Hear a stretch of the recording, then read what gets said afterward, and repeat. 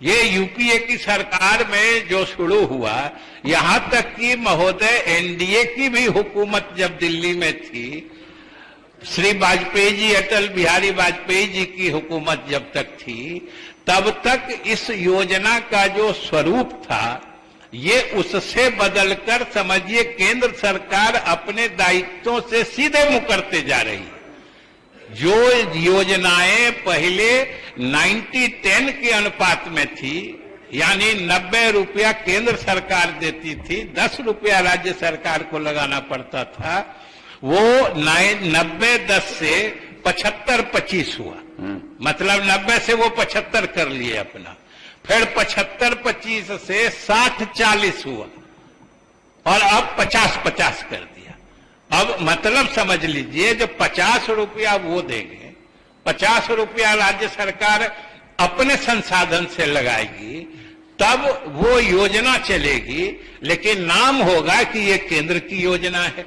तो हमने केंद्रीय वित्त मंत्री को कहा कि इस तरीके से आप ही का जो मुख्यमंत्रियों के समूह की अनुशंसा है, जिसे तकनीकी रूप से केंद्र सरकार ने इन प्रिंसिपल सैद्धांतिक रूप से स्वीकार कर लिया है, लेकिन उसको लागू नहीं कर रहे। ये इस केंद्र प्रायोजित योजना की संख्या बढ़ाते जा रहे हैं। तो एक तो अपने दायित्वों से पीछे हट रहे हैं, अपना अंशदान घटाते जा रहे हैं, और दूसरे महोदय, सबसे जो दुखदाई बात होती है, राज्यों के लिए जो सबसे अधिक परेशानी का अवसर पैदा होता है, वो इस कारण से कि जो भी उनको देना रहता है कभी समय पर नहीं देते। अब समग्र शिक्षा अभियान की बात ले लीजिए, एक तो कर दिए 60-40, 90-10 से घटाते, उस समय तो 100% से शुरू हुआ था। अब इस अभियान के राशि से हम शिक्षकों को वेतन देते हैं। अब आप समझिए कि ये लोग 5-6 महीने तक कोई पैसा नहीं देते।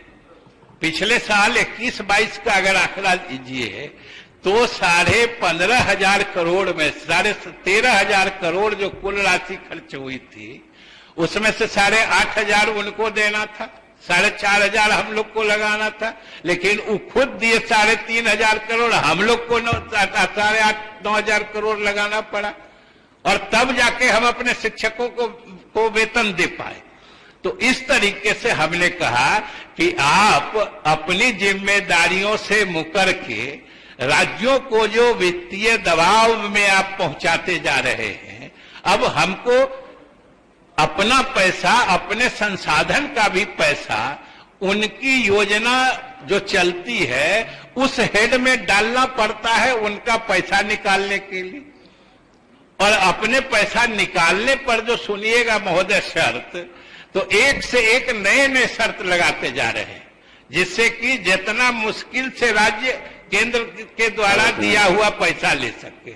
एक तो हम अपना पैसा उनके फॉर्मेट में डालते हैं, मतलब हमारी वित्तीय स्वायत्तता पर आघात हो रहा है।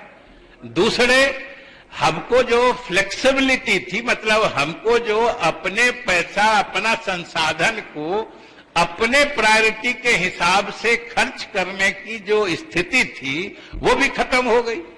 अपना पैसा उनके साथ लगा के तब हम उस पैसा का मतलब उपयोग कर सकते हैं। अगर देर करिए तो ये आंकड़े बड़े जबरदस्त रूप से कहे जाते हैं कि केंद्र सरकार ने इतनी राशि दी, बिहार सरकार ने खर्च नहीं की।